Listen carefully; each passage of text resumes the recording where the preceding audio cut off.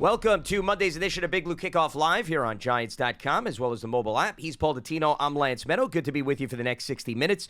Multiple ways you can interact with us here on the program. You give us a ring, 201-939-4513. You can also hit us up on Twitter, hashtag GiantsChat. And as a reminder, you can find the archive of this show and our entire podcast network on the Giants mobile app, podcast platforms everywhere, and at Giants.com/podcast. And Big Blue Kickoff Live is now brought to you by Pepsi Zero Sugar. New and improved Zero never tasted so good. And you should be able to see the Pepsis on the desk here for those of you watching at home.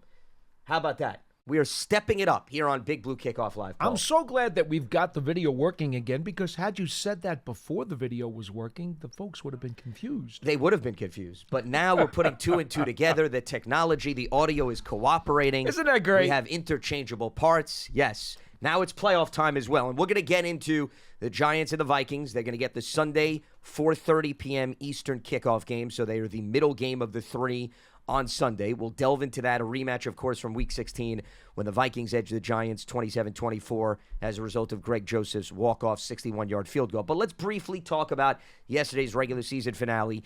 Eagles did beat the Giants 22-16. Davis Webb started. They rested a bunch of starters, which we pretty much had anticipated going back to our conversation on Friday's show. And this team fought. And I don't think that was a question, Paul. Everybody always examines, well, what are you going to get out of a team effort-wise? If you're not playing your starters, and those guys don't play hard, something's very wrong. These were the bulk of the players that were out there were individuals that were itching for an opportunity, specifically Davis Webb, who's been in the league for several years. This was his first career start, and he would be the first one to admit, as he talked to the media in his postgame presser, everything wasn't smooth sailing in the first half, right? They were down 16-0, but second half, things started to pick up, and he was able to run in for a touchdown. He hooked up with Kenny Golladay, as that was Galladay's first touchdown in 2 years with the Giants. And, they fought all the way to the finish as they had an opportunity there for an onside kick at the end. Well, for me, it wasn't even about the effort question, because knowing Brian Daboll and knowing this locker room, I was totally in belief that they were going to give Philadelphia everything that they had. Now, the question would be, with most of the starters not playing, how high a level could the backups reach?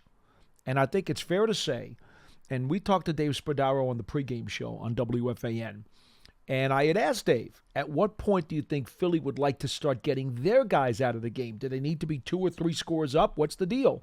And he said he figured they had to be 3 scores up. Well, they got it up to 19-0, which was just about 3 scores, but not quite there. And then the Giants came right back and got a field goal. And that forced Philly, apparently, to keep most of their starters in. And they continued to play most of their starters all the way through because the Giants would not go away. Their guys were gritty and kept battling and fighting and scrapping. And once the offensive line, the kind of newfangled offensive line, stopped allowing jailbreaks in the first half because Davis Webb was under incredible duress during the first half of the game. Once they settled down and started to find a rhythm, the second half was a really good half for these Giants backups. I mean, they won the second half, and obviously came within recovering an onside kick in a couple of minutes in a one-score game. Look, I was in the locker room afterwards. The Giants folks felt pretty good about the game yesterday. They came out with a positive vibe.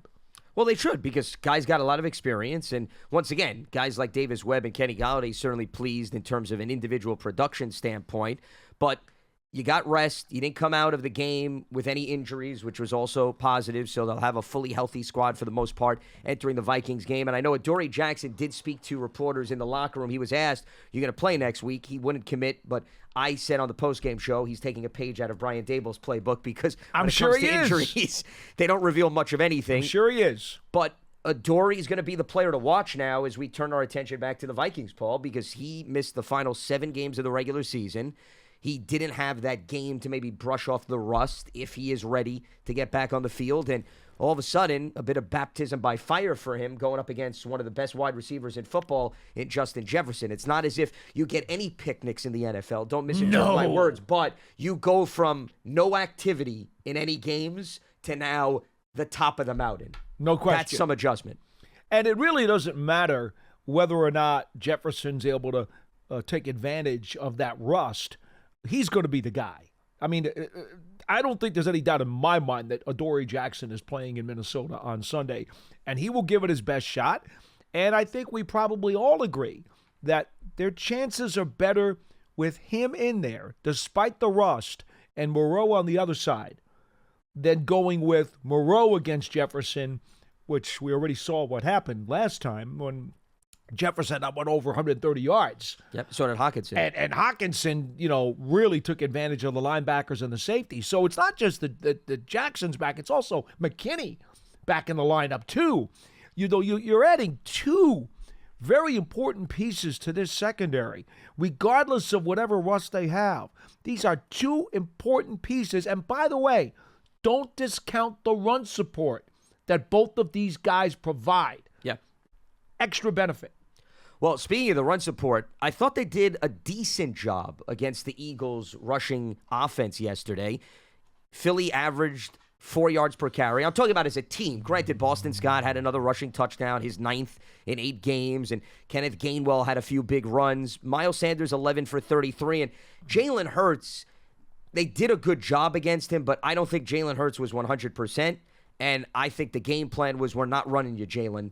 You're going to throw the ball. You're not taking on unnecessary extra hits. So I don't know how much to read into what they did against Jalen, because I personally think, this is my personal opinion, I don't think Philly went in saying Jalen's going back to where he was before the game. I think that was pretty apparent based on his lack of aggressiveness in that department. Two things to say about that. Number one, listening to some of the casts out of Philly, Hurts is aching. Oh, He's definitely not right.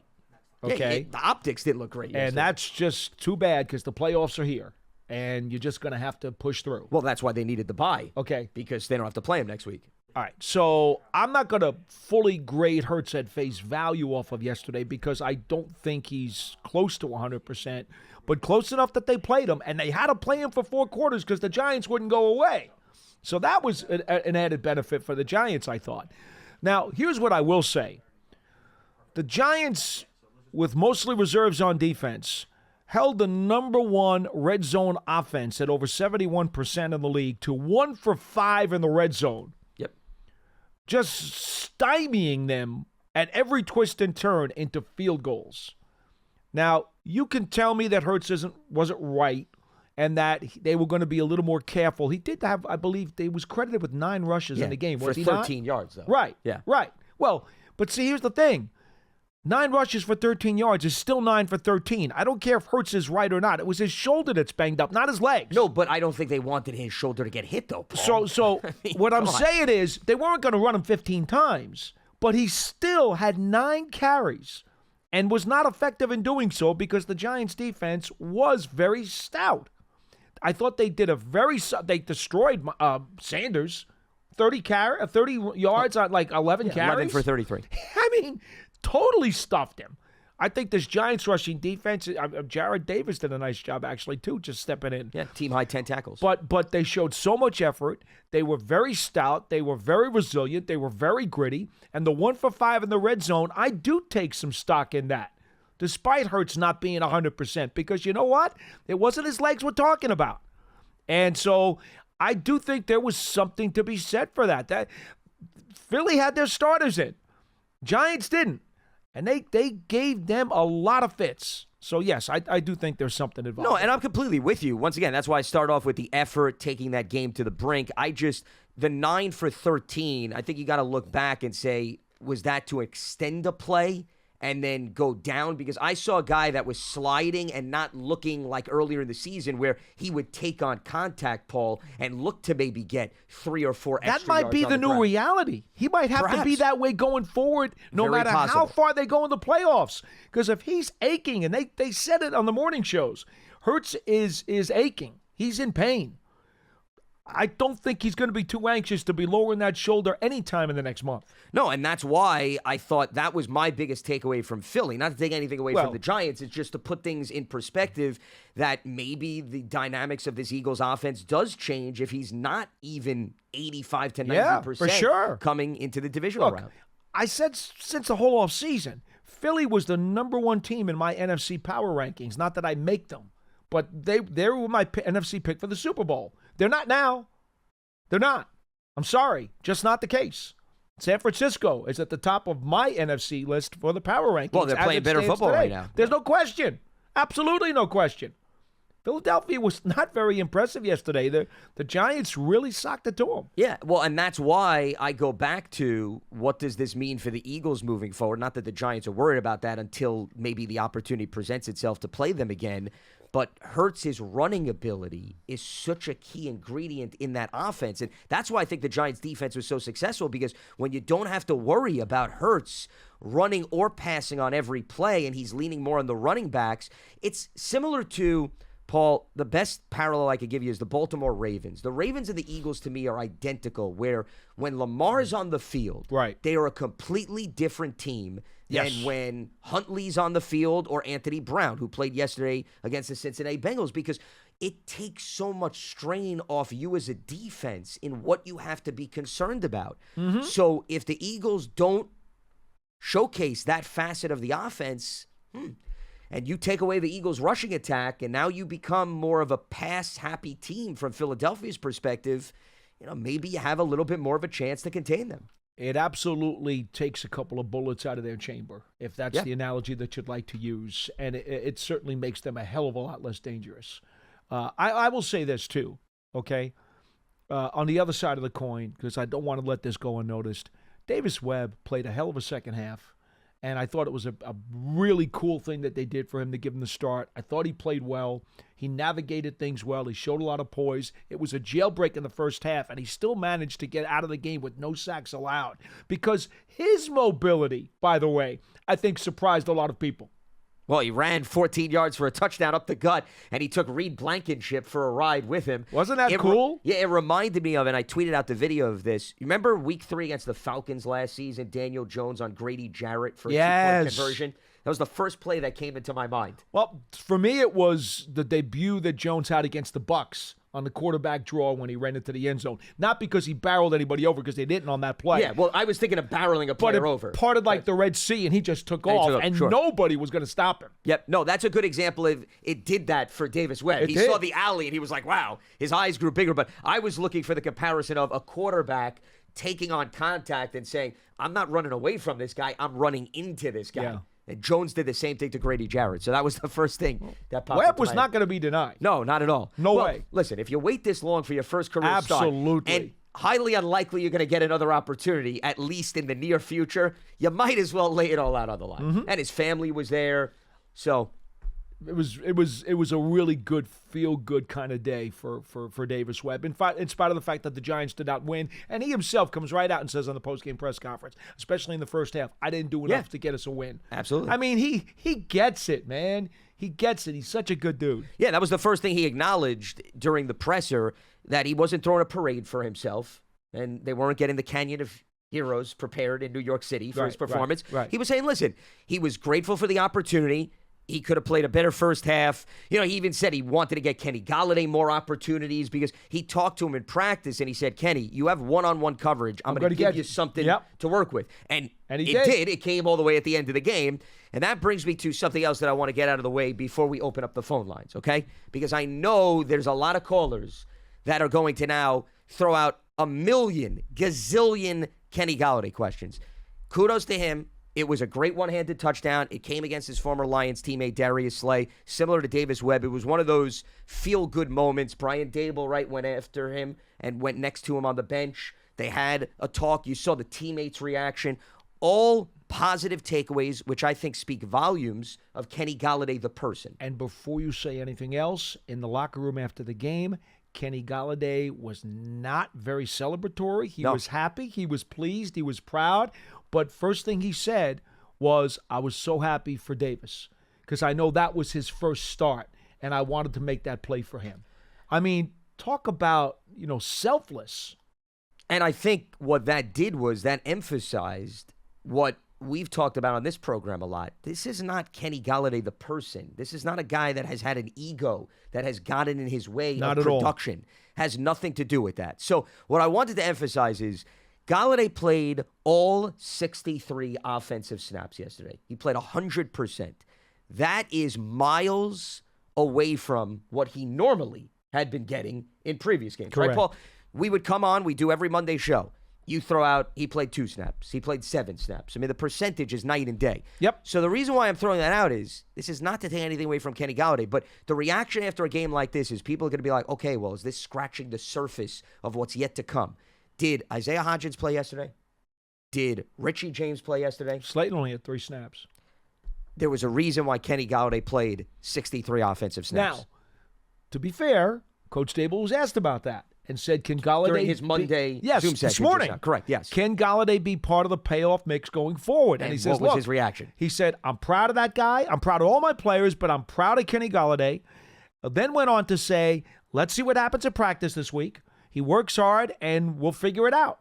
So he's going to leave it open because that's what Coach Dable Correct. does. That's his MO, yes. That's what Coach Dable does. But that catch you saw yesterday is what he used to do in Detroit and is the very reason the Giants signed him. 50-50 balls. Now, we finally got to see it. God only knows if he gets 2 or 3 targets even this Sunday. If he plays 10, 12 snaps and gets 2 or 3 targets and makes one of those plays in a key spot, you think the Giants are going to be, upset about that? I don't think so. I think they'd be very happy to have that if they could get it. And however long this postseason run goes, if Kenny Golladay should give them a couple of more of those, if we should see that again, I think they take it. Absolutely, sure. But I think that's more realistic in terms of the playing time, which is what I was getting to, what you were referencing. He's probably going to return to his normal setting of snaps, is what I'm saying. I'd be stunned if he gets 100% of the offensive snaps. No. Paul. That's my point. I'm sure that's not going to happen. Yeah. But if they can work him in and get him into some packages. Correct. Yeah. Look at it this way. What you saw yesterday will at least give the Vikings or anybody else going forward pause for a second and say, okay, wait a minute. They did dust him off. He did find the ball, and he caught it for a touchdown, and it was a hell of a vintage Golladay grab. They're going to have to take pause for a second. You're not going to be able to just discount him and ignore him if you're a defensive coordinator. Well, and also there's not a lot of film, even Brian Daboll mentioned this, that you're watching since the last game. So clearly I'm sure that will pop out at them, having reviewed whatever they put stock in terms of the Eagles game, and you'll have to account for some changes, maybe guys that got a few additional targets, just like the Giants, for example. They're now going to have to account for Irv Smith Jr., the Vikings tight end who's missed the bulk of the season with a knee issue. He was activated from IR, so he now and TJ Hawkinson will be back in the mix. Right. And they're going to have to account for changes on the Vikings offensive line because they're down their right tackle, Brian O'Neill. He's out for the season. And then at center, Austin Schlottman, who was filling in for Garrett Bradbury. He's done for the season, but I think there's a chance Bradbury does play this week. We're going to have to see the injury report because he's been out with a nagging back injury, and they've rested him, but I think they've rested him with anticipation that maybe they can get him ready to go for the postseason. So there's changes on both sides, no matter how you look at it, and good coaches will say, okay, what was not on the field 2 weeks ago that we now have to account for coming into this week. And we know that game was ultra competitive. We spent an entire show breaking it down. I think the Giants, they look back at that game and they say, we had 2 drives where we coughed the ball up in Minnesota territory. We had a blocked punt and we had a dropped interception. So those are 4 opportunities there where the game may have swung differently. And the Vikings, they're probably saying to themselves, boy, we had Kirk Cousins throw the ball or drop back 52 times, 48 pass attempts, 4 sacks. Do we want to go into that game plan again, or do we want to maybe test the Giants' run defense that has been up and down? So that's going to be interesting, and we're going to get throughout the rest of the week into much more details in the second matchup, but don't overlook the fact that there are changes, Paul, I guess is what I'm getting at, on both ends, for both the Giants as well as the Vikings entering this contest. The comment that's been made on CBS, I guess they're getting the information from the media in Minnesota, is Bradbury could still manage to return in time for the divisional round of the playoffs. What, is this a report from today? This is coming right from CBS Sports as of... well, this is meaning when they ruled him out for Week 18. That's the headline of the story. So that was from yesterday, I'm assuming. Yes. Okay. Gotcha. Yes. So they're not talking about the wild card round. They're talking about divisional round. All right. Well, we'll see. Like I said, Kevin O'Connell, he threw out, I was listening to some of his recent press conference, possible. It's all about, like anything else, it's a back issue. Well, it's one of those back issues, though. You look great on Monday, you may not look good on Wednesday. Since you're our Dable injury report translator, we'll leave that to you. Well, no, all I'm going we'll with... see. All I'm we'll going see. is, yes, all I'm going with is what some of the coaches had mentioned in passing about Garrett Bradbury. Right. It's far from a lock, as we know, because, once again, I go back to what I was saying before you had jumped in. With a back issue, you ask any player, you could feel great one day, Oh, I right? know. And you roll out of bed the next day, No and all of doubt. a sudden you're a different guy. So, that's the one thing that they're going to have to monitor here moving forward. All right, so that is what is on the plate here with respect to the upcoming playoff game, as well as some takeaways from the Eagles. Let's get a few reminders out of the way as well. The Giants Huddle podcast, you make sure you subscribe there. Features a rapid reaction right after each game with one of our analysts, an episode midweek featuring an interview with a national analyst, and then a game preview featuring a long-form interview with a current Giants player, an exclusive sit-down with Bob Poppin, head coach Brian Dable, and an opponent preview of that week's opponent. You could search for the Giants Huddle on your favorite podcast platform, or you could listen on the Giants app as well as giants.com/podcasts. Giants fans, take your fandom to the next level with a season ticket membership. You can stay connected to the club all year round, not just on game days. Memberships are now available for the 2023 season. To learn more about all the exclusive member benefits, visit giants.com/tickets. Limited inventory is available. Giants TV, it's the official connected TV streaming app. It brings you original video content and game highlights on demand and direct to Big Blue fans. Giants TV is free on Apple TV, Roku, and Amazon Fire TV, as well as the Giants mobile app. And the most important element before we open up the phone lines is that Big Blue Kickoff Live is now brought to you by Pepsi Zero Sugar. New and improved, Zero never tasted so good. And once again, the most important thing to be observing if you are watching us as opposed to listening to us is the 3 cans of Pepsi Zero Sugar right in front of the football and the helmets. Take a very strong glance at that. The production team, Paul, I don't know if you're aware of this. Pearson, he can back me up on here. There was a team of about 17 people debating where they should place the Pepsi cans before the show started. You don't know what our staff goes through. I don't think you appreciate them enough. No, I'm too busy looking at tape, actually. Okay, well, I think you should take some time after the show just to once again look around the room and realize all of the people that are I have hardworking great respect and for sacrificing. Pearson. I wanted to make that clear, especially to our audience, but most importantly to you. Thank you. Because I know how much around this time of the year you get consumed with film study and preparation. All right, let's return to planet Earth here on Monday's edition of Big Blue Kickoff Live. Donnie is in Queens. He gets us going here on BBKL. What's happening, Donnie? Well, it's great on a Monday morning after the final game to not be talking about pink slips and mock drafts. Or baggy day, for that matter. A bit refreshing, and for yes. Thank God for you guys, because you guys have had a couple tough years hosting the show. So appreciate all you guys do. Thank you. Couple quick comments. One about yesterday's game, then for next week. But for yesterday's game, 2 guys kind of stood out to me very quietly. Cordell Flott has improved his play over the last couple of weeks, and maybe not a factor in the postseason, but for next year, definitely trending upward. Also thought Lawrence Cager has earned himself a game day uniform. Not the best blocker, but does give us a little more pop in the passing game on some third downs. He was the leading receiver yesterday. Yeah. Mm-hmm. Yeah, and he has a little more pop. And then, hey, looking forward to the playoffs.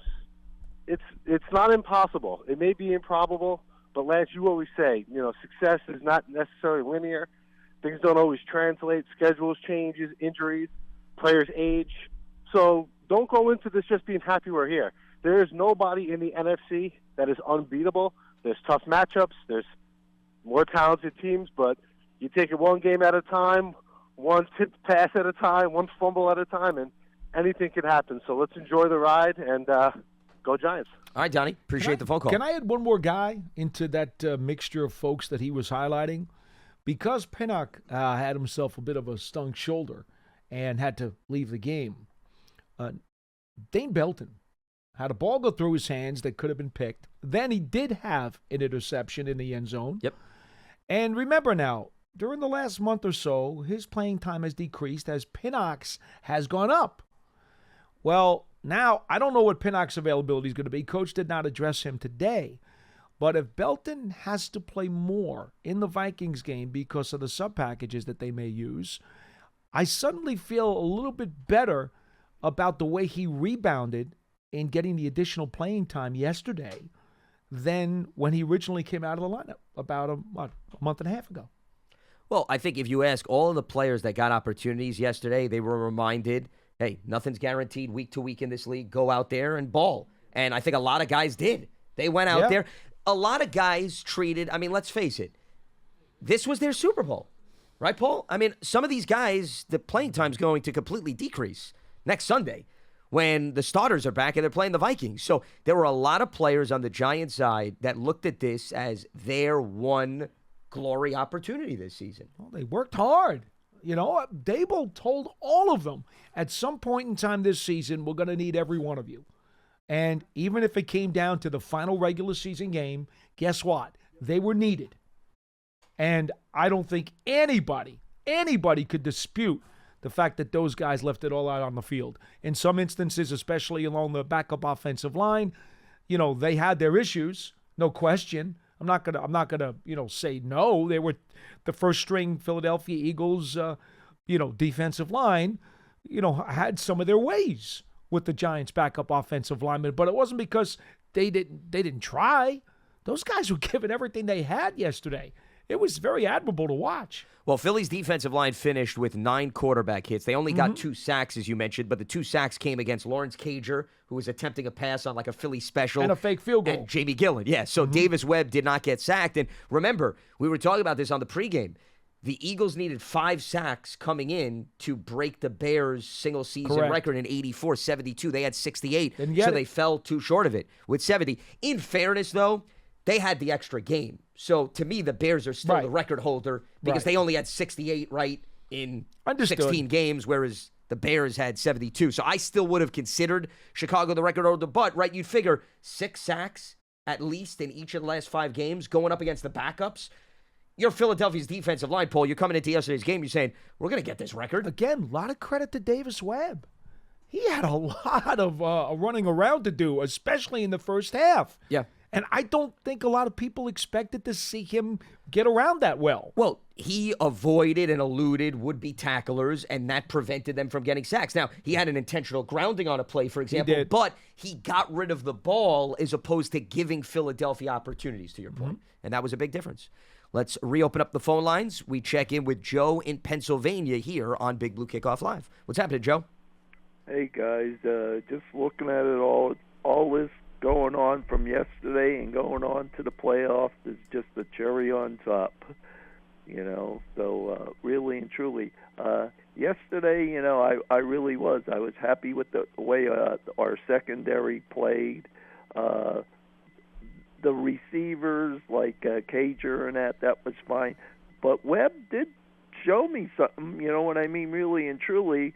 And if with better pass blocking, I'd like to see him with better pass blocking and having more time with the receivers, you know what I mean, working out with them, then I'm sure he would even be better, and he might open up somebody's eyes for you know what I mean, to take him for a backup, seriously there. Well, interestingly, Joe, actually, he had an opportunity to go to the Dolphins a week ago because they lost Tua and Teddy Bridgewater, and Davis Webb decided he'd rather stay with the Giants.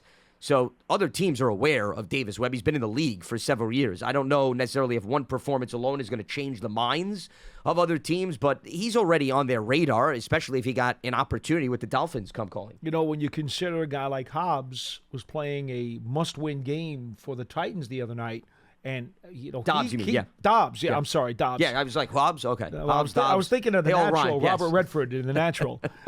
You can consider his journeyman status. Okay. So, let's face it, folks. There's not a lot of great backup quarterbacks in the National Football League. No. And so it's not unthinkable to believe that if Davis wants to continue playing, that he could, A, stay here, or B, find another job. I honestly don't think his phone's going to go silent. Right. Over what we had the last few years, I'm very happy. Is our what's our backup now here? Tyrod Taylor. Yeah. Is he signed for next year? Yes. Yeah. Yeah, okay, so Webb's not signed, I guess, then? Well, they could bring him back. Yeah, he was on a practice squad contract, so those are not multi-year deals. Right. Right. He shows that definitely he has the potential to be a backup there, yeah. And going into Minnesota, I don't know what's going to happen. Hopefully, you know what I mean, we can do it there. Put something on Jefferson and that to make it tougher, and their tight end maybe have our safety there on him, because he made a lot of big plays too. And I just got this feeling, well, I guess if we win that game, I'm pretty sure that Briscoe, well, they're supposed to take care of Seattle, so we'd be right there back at Philadelphia, wouldn't we? Yeah, well, Philly would have the lowest remaining seed, and that would be the Giants if the Niners knock out the Seahawks. Right. Yeah. So, well, let's get through the Vikings first. Let's see what happens, Joe. I mean, you're really getting ahead of here. Now I'm not getting ahead. Here's It's what I right will tell here. you, Joe. We're going to let you go, but here's what I will tell you. And Lance, I'm not giving out any trade secrets here. The Giants were well aware that they may have to play Philadelphia in 2 weeks. And so their game planning yesterday, albeit with mostly backups in the game, they certainly were not going to unveil any special, really good Philadelphia, centric types of plays yesterday. Sure. What you saw was a very vanilla.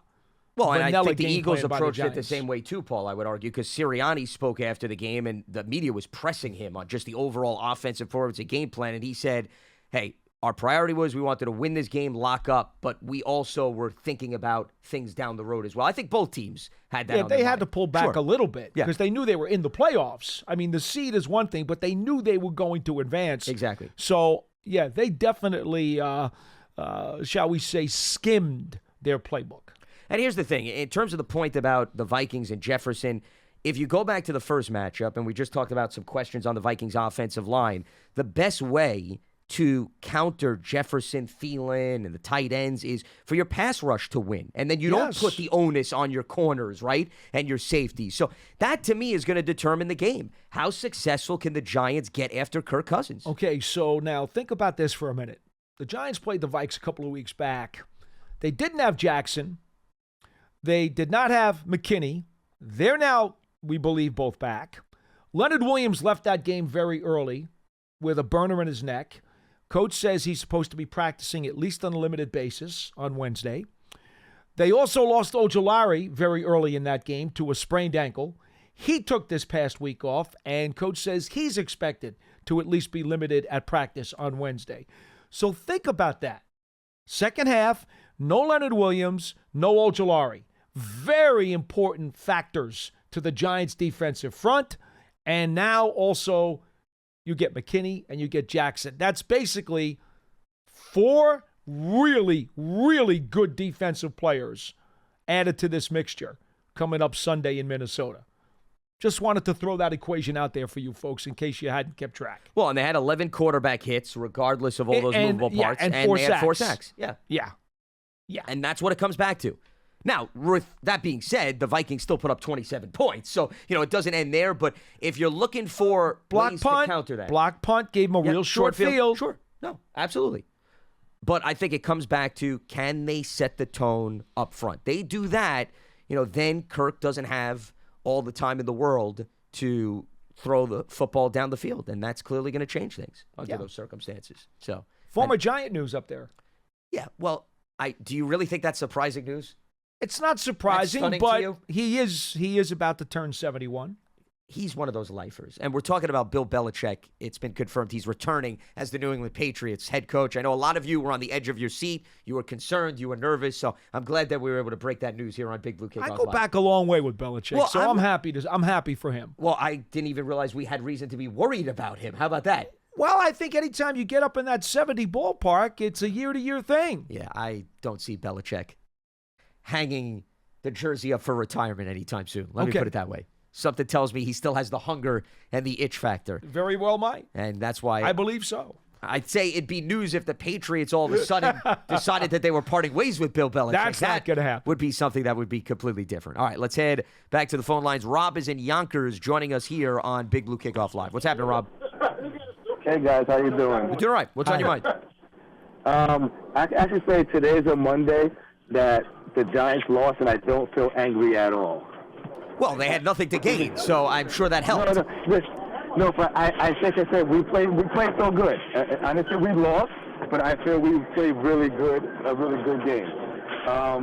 So on to say, I think we can beat the Vikings because again we beat ourselves the last time we played them. So this time around, I think we could beat the Vikings, and if we make it past them, I think we could also beat the Eagles as well. All right. Well, Rob, we're going to let you go on that note because it's very hard to hear you. It sounds like he's either in the middle of work or he's in the middle of an arcade or something like that. It sounded like he was de-icing a plane at the airport. That could have been an option, too. Who knows? Maybe he does work for an airport. And that pretty much echoed the sentiment to the previous caller. It goes back to, you and I talk about this all the time. Postseason play is all about matchups. Okay? It's about, yes, are you playing your best football? Do you get reinforcements, as you talked about? But how do you match up with your opponent? And styles make fights. Yeah, there's attractiveness from the Giants' perspective because we talked about the Vikings' offensive line has some question marks, and their defense has not shut down opponents. They're dead last in terms of total yardage. So all of those things bode well for the Giants, but can you take advantage of that? Can you capitalize off of that? So, for example, the Giants, they were able to capitalize off of that, but they also left opportunities on the field in the first matchup because of the turnovers in Minnesota territory. So that's how penalties. all of a sudden, things equate and come back to the middle ground. Couple numbers I just want to give you because I was doing some of the number stuff this morning. So Giants finished number 1 in the NFL in blitz percentage defensively at over 36%. Which Wink falls Martindale. in line with Wink. Okay. Yes. They were 5th in the NFL in terms of pressures percentage, 23% pressures. Now, that involves quarterback hits, quarterback knockdowns, as well as sacks.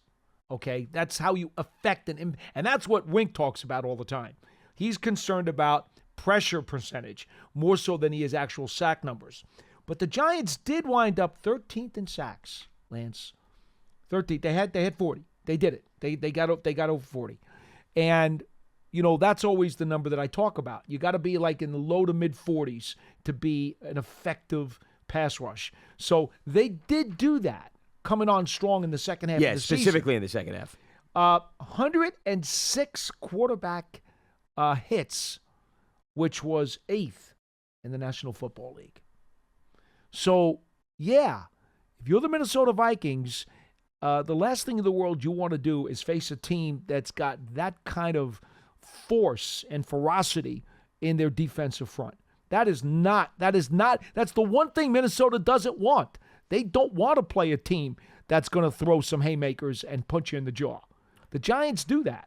That's why I wonder, just going back to the numbers from the first game, if you're Minnesota, do you look to establish the run a little bit more in this game? They only ran the ball 19 times, and it was a back-and-forth game, and they were leading also for a good portion of it, yet Kirk dropped back 52 times. Now, I know it's Kevin O'Connell's offense. He comes over from the Rams. You know their style. So I'm not saying that they're going to completely abandon that, and you want to give opportunities to Jefferson and put the ball in your playmakers' hands, but do you maybe work in Dalvin a little bit more on the ground? That, to me, is something to watch. And, oh, by the way, Dalvin went to the blue tent early in the game against the Bears yesterday, and there were all these reports. They didn't even give him an injury classification. He wound up coming back in the game. And then they held him out because they didn't even want to take a chance. So I'd be stunned if he pops up on the injury report as a major concern. It looks like he's going to be fine with respect to that. Yeah. And here's the other thing, by the way. I know when it comes to the playoffs, when there's injuries on opposing teams, you're not going to complain.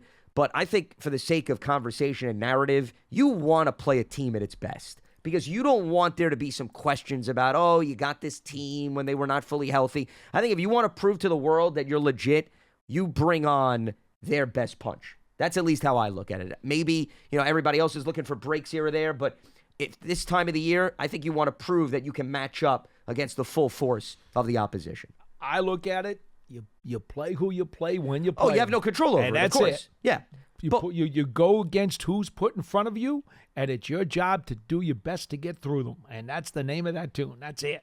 Madison's not bad either. Yeah, no, he's a solid backup. Absolutely. Had 2 touchdowns yesterday. Yeah, well, because once Cook was going to the blue tent, they said, we're not risking this. Now, he only got 4 carries against the Giants, so is that another guy that maybe they look to work in a little bit more? The other thing to take into consideration, too, as I was reviewing just the statistical trends from that game, Cook got 3 catches for 13 yards, and we've seen him be a little bit more explosive, and Madison didn't even get any touches in terms of the receiving game. So Cook and his opportunities, Do the Vikings look to get him a little bit more involved? That, to me, is something to watch. But see, I'm okay with the trade-off because if you're going to give him more touches, it might mean less for Hockenson and Jefferson. And if that's the trade-off, God bless. I go to the old Belichick theory, against the Bills in the Super Bowl. Let the running back run for 100 yards. I'm not going to let those other two targets in the passing game beat me. Well, and that's why it depends on also what the Giants are thinking, because if Adoree and McKinney are back, does that mix things up for Wink? Does that give him more flexibility? Mm-hmm. Does he not put an extra guy in the box because he thinks he's got good coverage guys? That's the game of chess. And if that's he's got Ojulari coming off the edge, which, again, he lost him early in that game, all of a sudden maybe, that changes up your schematics too, because Ojulari can get heat on his own. Let's head back to the lines. Rich is in Virginia joining us here on BBKL. What's happening, Rich? Good afternoon, my favorite two BBKLers. How are you today? We're doing very well. How's it going? I am definitely watching you guys, and I couldn't help but notice, and I have to ask about the Pepsi cans. Are those leftovers from John Mayer's giveaway last year at MetLife? No, they are not. They are fresh. They just came out of the fridge. I saw the production team take them out of the fridge. They were polished, cleaned. No, there are no rumors whatsoever to be spreading. This is a fresh batch that was just delivered. Terrific. I would think nothing of the best for you guys. There you go. Like everybody else, I was, the three of us, have a conference call, 3 different states watching the games, and we all expected we'd get killed yesterday. But absolutely credit to the coaches and the players.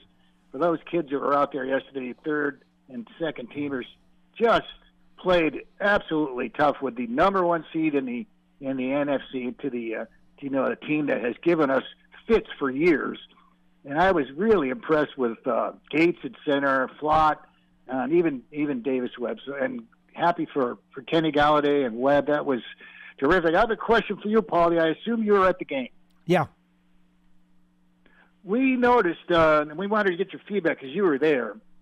To us, it seemed like Webb's passes just didn't have the energy that DJ's has on his passes. And some of those passes were really close to being picked because it seemed like the ball was getting to the receiver slowly. What are your thoughts from being there physically at the game? Well, I know what you're talking about. There were 2 or 3 that looked as though the defensive backs had a chance to make a play on them, and they just didn't. In fact, there was one where ball went right through the DB's hands, and Cager plucked it out of the air. And it was like the whole stadium was like, ooh, because they thought they were getting the pick, and Cager wound up taking it into the red zone. To say that Davis didn't throw the ball with as much authority, I don't know. I mean, I didn't clock it. I don't clock the velocity of their throws. But to be frank with you, I thought Davis threw a pretty good ball yesterday. A number of, he throws a tight spiral. He can throw it long. He can throw it short. He can throw it across the field. Davis's arm is really not a question. I would not consider him a below average arm by any stretch of the imagination. In fact, I think he's got an above average arm. Now, did he have as much zip on some of the medium range throws? Maybe he did, maybe he didn't. I didn't notice it. It wasn't that obvious to me. I just thought the Philadelphia secondary, which has been good all season. They're number 1 against the pass. Yeah. They anticipate throws very well, and they close very well. Oh, yeah. So I think that's probably kind of more of what you saw. Well, there was one throw by Webb where Marcus Epps, the Eagles safety, he ran essentially the route. I believe it was Kenny Galladay. Yes. He literally beat Kenny Galladay to the spot. Yes. And Davis Webb, he threw it right to Epps. Epps just couldn't hold on to the ball. Well, because that's a spot throw. Yeah, I mean, that was an interception waiting to happen. Spot throw. Yeah. So I don't think that I would concur with the characterization of Webb having a lackluster arm.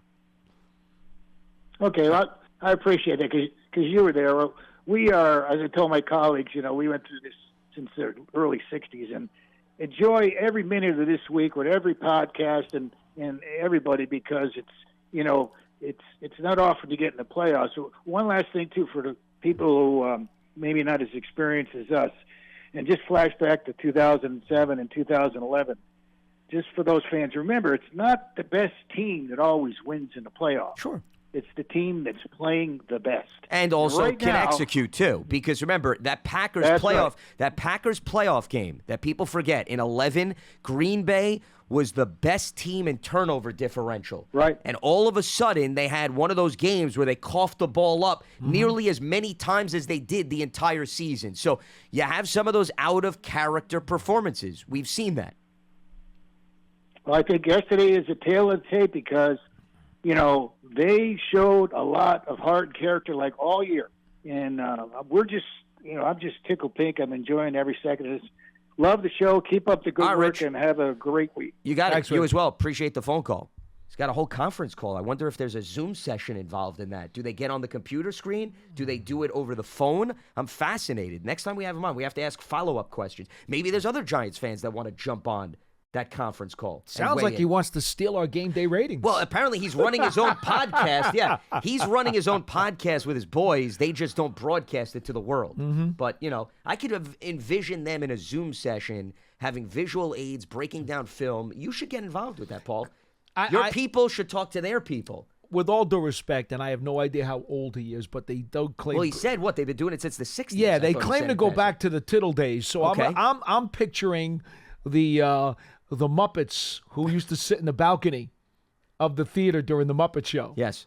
And just like crack all kinds of Weisenheimer jokes and laugh and make fun of people Sure. and kind of goof around. That's what I'm picturing. Well, but if they've been going back to the 60s, see, this is what's so fascinating. We need to peel back the layers of this real quickly before we move on. They obviously did not have the computer when they started, so I could see it was a true conference call. But in now those has days, they called it a technology- party line on the phone. You could have a party line where people on the same block would actually be on the line with you. So, in effect, it was a conference call. You could have That's also, way before your time. Yes, well, you're the one dating yourself on this program, Well, not me. Okay. I'm just being informative. Well, you could have also taken 2 cups and a string, and that would have been very effective too, Yes. from what I'm told. Or back in my the day. case, I can just yell. Well, yes, but everybody doesn't have the same level of projection No. as you do. So you're in a league of your own with respect to that. All right, let's head back to the phone lines. Let's check in with Thomas in Florida joining us here on BBKL. What's happening, Thomas? How you guys doing? Hi. Go Big Blue. All right. Go Big Blue. Absolutely. So what else you got for man. us? Hey, buddy, the way you break down the game of football, man, I'm surprised you're not a football coach, man. It's like you break down the game of football, and it's like so. It's like a lot of people don't even see the valid points that you make, and it'd be like when you have to explain them, like it's just football, man. You got to just watch it, you know. Who's he talking But about? You talking about you I or wanna me? say- Thomas, who are you talking about with respect to that? Paul or me? Who?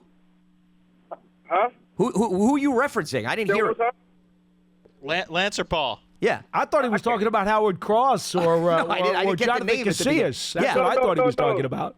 No, I was talking about Lance. Oh, Lance. okay. Well, listen, Okay. I appreciate the kind Yeah. words. I can tell you I'm more than content with the broadcasting gig as opposed to the coaching gig. So I will keep that in consideration. Yeah, I will yeah. speak to my representatives, and I'm glad that you do receive value out of it. How much did you pay him for that, by the No, way? we've been handing out tons of cash over the last few days to finally get somebody to break through on the lines to say that. So, Thomas, I'm glad that Go ahead. we're able to get you the flow of things. But no, continue. Yes. Yeah, thank you, buddy. Thank you. So, I want to say this because I don't want to talk about the season pass because we're into the new season and it's all focused on Minnesota. But it's a couple of things that people forgot against the Minnesota game. We had dropped interception. Yes. Fabian Moreau had an interception. It was called back on Fabian Moreau interception. We had the Bellinger fumble, and then we had the interception in the red zone. So it's like 4 times we shot ourselves in the foot, you know? Well, Flott had the one that hit the I feel ground. Yeah, Look, 7 penalties. I mean, it's look. Yeah. There's no question which team played better that day. The Giants were the better team that day, okay? But there were several key players, key mistakes in the game, as well as, I thought, rather sketchy officiating. But having said that, it is what it is. That game's in the books. It's over. It is what it I'm is. sure the Vikings did not want to play the Giants this week. I'm pretty sure of that. No. And to be honest with you, the way that Coach DeBoer got our guys playing, I don't care who we play. Because they're clicking at the right time, at the season. They're clicking at the right time. And I'm so glad that Daniel Jones can hush up all the critics because he's our quarterback. Daniel Jones is our quarterback. I repeat, Daniel Jones is the New York Giants quarterback. And they're going to need him on Sunday against the Vikings. Thank you. You got it, Thomas. Appreciate the phone call. Thanks so much for giving us a ring here. With respect to the matchup, listen, we were referencing all of that earlier in the program, that you go back and that game was for the taking. I think most people, whether you have an invested interest in that game or not, you would say it was there for them to wrap it up. And it goes back to situational football, right? Timing is everything. You can outplay a team, Paul, right, overall. You look at the Vikings, you look at the Giants' total yardage. Giants had nearly 450 total yards in that game. But does it translate to points with the game on the line? Do you take care of the football? Do you finish drives? That's what separated both teams, right? The Vikings got in position for the 61-yard field goal. They finished. The Giants earlier in the game did not finish those drives, and that's essentially what came back to bite them. There was a very costly Bellinger fumble in positive territory. You can't forget that either. Well, and the Patrick Peterson interception, too. They were knocking on the door there. And the thing about it is the Vikings will not blitz much. Okay, they're going to send their standard defensive unit and standard defensive scheme out there. They're not going to send a lot of extra heat. And they play a ton of zone. A ton. Daniel Jones eats zones for lunch. This is why we told you when that game was played a couple of weeks ago, the Giants had a really good chance of pulling off an upset. And yet they shot themselves in the foot and gave the upset away. That game, more than any other game during the course of this season, is the one that I would be most frustrated about as a Giants player, because they gave that game away against a playoff caliber team on the road under very difficult circumstances. That's one that I believe they should feel redemption over, and I think they're going to get it. The other play that's noticeable is Richie James's drop on a 3rd and 5. That came with 6:33 to go in the fourth. It was a 17-16 game. He had 2 drops in the fourth quarter. Both of them would have been first downs. Because you look at it from the standpoint of, I don't know how that drive's going to end. I mean, we could sit here. You don't know that. We just know that you're milking more clock, right? So now maybe the Vikings don't have as much time to get in field goal range or whatever at the end of the game. That's how that really takes a toll on the contest. So all those things, they add up in the end. That's why we recap these games every Monday. It's the little things that could come back to bite you. You got to avoid them, especially around playoff time. No doubt. Let's head back to the lines. Wilson's in Roxbury. He joins us here on Big Blue Kickoff Live. What's happening, Wilson? Hey, guys. Good afternoon. Good afternoon to you. Hey, listen, I was glad that Brian Dable, didn't get influenced by anything and did the right thing. Because if I heard one more time, 2007, and you prayed to win the grain stuff, I mean, I was going to jump out the window, man. I mean, 2023. Well, it's a completely different team. Yeah. The old timers that call you, not for, and I don't want to be disrespectful, but you got to give it a rest, Oh, you played to win the game, blah blah. I mean, come on. Another thing, real quick. Well, hey, I'm glad I made you laugh, Paul. Hey, I'm in a great mood this morning, man. So just keep going for it. Hey, listen, on Kenny Galladay and the Minnesota, I was happy for Kenny. I mean, whatever happened to him, but I was happy. I was happy for the moment. At least he got one, he got to smile a little, And on the Vikings, for the first time in a while, I feel that we're going to a game where, everything doesn't have to be perfect for us to win. I think for me personally, we have the better quarterback, and I think overall, we probably have the better team overall. Now receivers, that, but as a team, I think we have the better team, and I think if we win, I wouldn't call it an upset at all. I mean, what do you think? No, well, here's the thing: the Vikings are 11-0 in one-score games this season. That's an NFL record. Mm-hmm. The Giants are. What are they? I think 8-2-1 in one-score games. So 19 games combined between both of these teams were decided by one score. That is unreal. if you put both of those teams then in a playoff matchup, yeah, if either one of them wins, it can't be an upset because they've walked that tightrope the entire season. Nobody's run away with things. Nobody's blown out anybody. They've won a lot of tight affairs. So, yeah, I think that's a very fair assessment. This will be, and I was in Minnesota for that game a couple of weeks ago, and it really does get loud. It is difficult. Yeah. It's a very intimidating place to play with and they the whole dress up like Vikings skull and everything. Yeah, sure. and the big drum they hit. Boing, and, oh man! I'm glad you gave us the sound effect. It's quite an atmosphere to play in. So look. As much as I believe, and I have tremendous confidence in the Giants being able to win this game, to think that it's going to be easy would be really foolish. No, not easy. But what I'm saying is, they got to play their best ball. But if the Giants play their best ball, I think they'll win. But they got to bring their A game. Of course. Well, yeah, it's a playoff ball. You have to bring the A game all the time. But what I'm saying is, I don't look at Daniel Jones.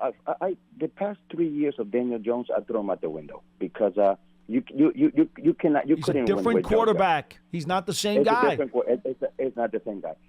And exactly, Paul. And with the game on the line, I trust him more than I trust Kirk Cousins. Kirk Cousins, I mean, he threw some ball. The last game, he threw some balls, Paul. Mm-hmm. I mean, he does it every game.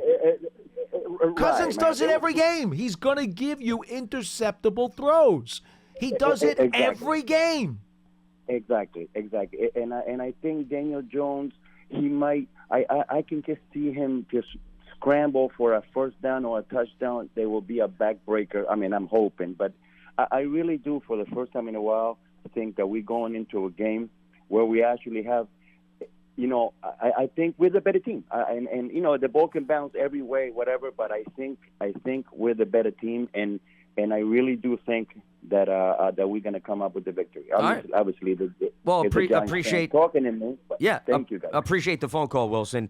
I'm sure we'll hear a ton of those kinds of calls all week, just like the Minnesota programs will hear a ton of calls in similar fashion on the other side all week. Well, I think both teams have a reason to feel good. Absolutely, about their because this in all honesty, you could make a very strong case it's a toss-up game. Yeah, but I still think it goes back to, and I had the same conversation leading into the initial Vikings game, that this Giants offense, they need to continue what they did in that game and the Indy game. And this was why I was a proponent of playing some starters against Philly, because you want to continue to say you could go out there and but pile up 300 some odd yards and get 4 or 5 touchdowns. That volume's been going up over the last 2 games. I don't think the Giants are in a position where they're going to expect their defense to hold everybody to under 20 points, and all they're going to need is a 20-17 victory. There could be another game like this where it's 27-24 or 30-27. It could very well play out that way, which means it goes back to the offense. You want to see them pick up where they left off in that Indianapolis game. It should take at least middle 20s, high 20s, maybe even low 30s to win this game. Yeah, I mean, look at the Vikings overall on the season, and we talked about all of these close games they've played. The Bills 33-30. The Colts, 39-36, and that was a unique game. They were down by a lot. The Giants was right near the brink of 30. Lance, it's not a 17-14 game is what you're saying. Correct, exactly. And I agree with you. No, I'm not arguing with you. I'm just saying that if the mindset is that with McKinney and Adoree back, that they're just going to all of a sudden shut down everybody, I don't see that coming to fruition is my point. I still think the onus is on this Giants offense to produce like they did late in the season. I concur. All right, that is going to wrap up things for us here on Monday's edition of Big Blue Kickoff Live. A reminder, the program is brought to you by Pepsi Zero Sugar, new and improved. Zero never tasted so good. It also never looked so good, as you can see here on the visual aid with the screen. Yes, please hold it up before we wrap up. There you go. Paul's hands, too. Notice that? I mean, that's tremendous, Paul. You've been practicing. I am never so proud of you in terms of your versatility that you're showcasing here on this program. So we appreciate everybody for tuning in to today's episode of Big Blue Kickoff Live. It's part of the Giants platforms everywhere, as well as Giants.com/podcast. We'll be up and running again on Tuesday at 12:30 p.m. Eastern. For Paul Dottino, I'm Lance Medow. Stay locked to Giants.com for all the latest, and we'll speak to you on Tuesday right here on Big Blue Kickoff Live. Have a good one.